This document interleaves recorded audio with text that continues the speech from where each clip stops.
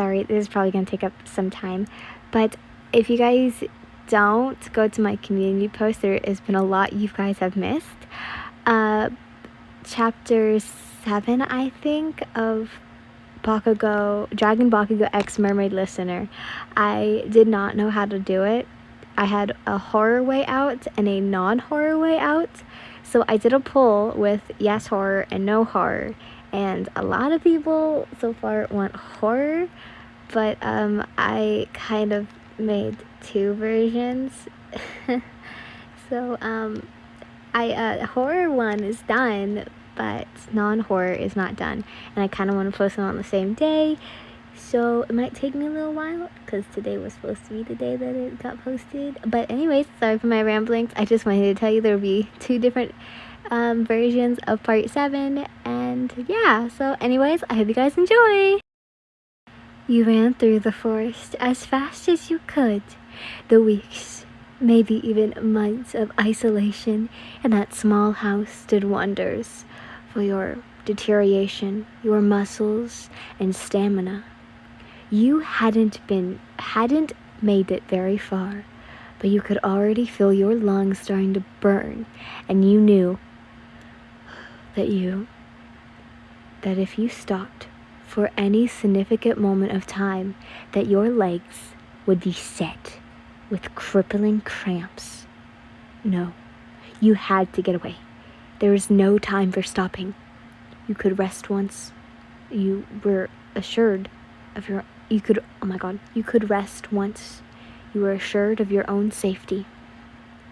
You had been lost to quite a bit of weight since that man, Aizawa, kidnapped you.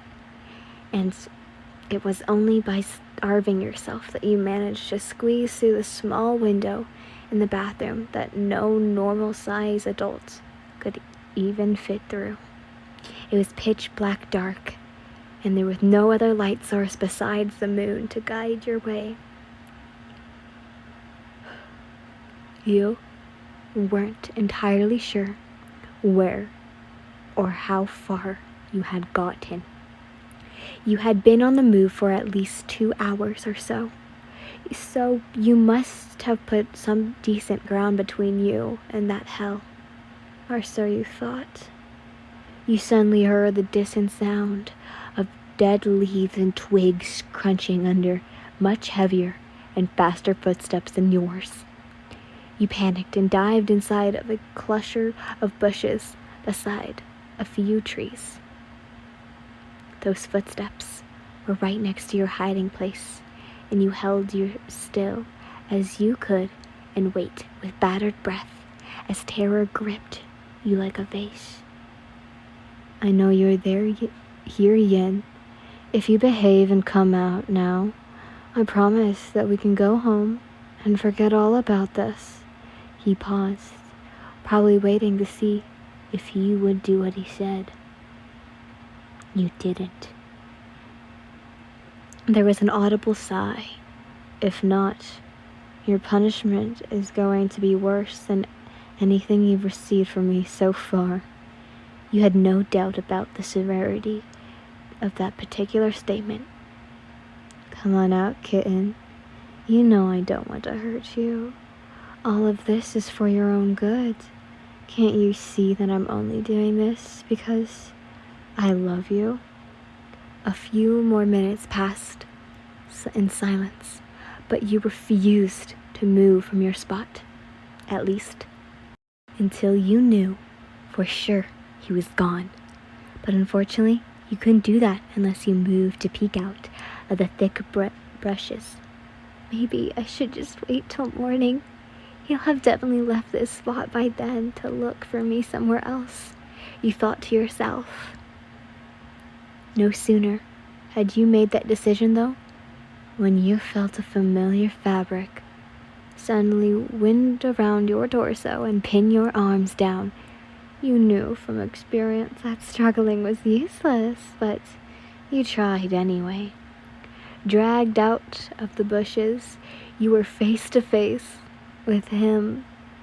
For all intensive purpose, he looked bored, like this was the most undamned task he could possibly be doing right now. But you knew the sadistic glint in his eyes, and it made you struggle and scream all the harder until he felt the need to wrap his capture weapon around your mouth as well. I was really hoping we could do this the easy way, but it looks like you're going to continue to be a stubborn brat. Despite your fear, you still glanced up at him. If looks could kill, well, you could only dream. Picking you up, he threw you over his shoulder like a sack of potatoes and began to trek back to your prison. Just remember, I gave you an easier option. Whatever happens now is on you. He couldn't hide the smile on his face or in his voice. It made you shiver. You deserve this.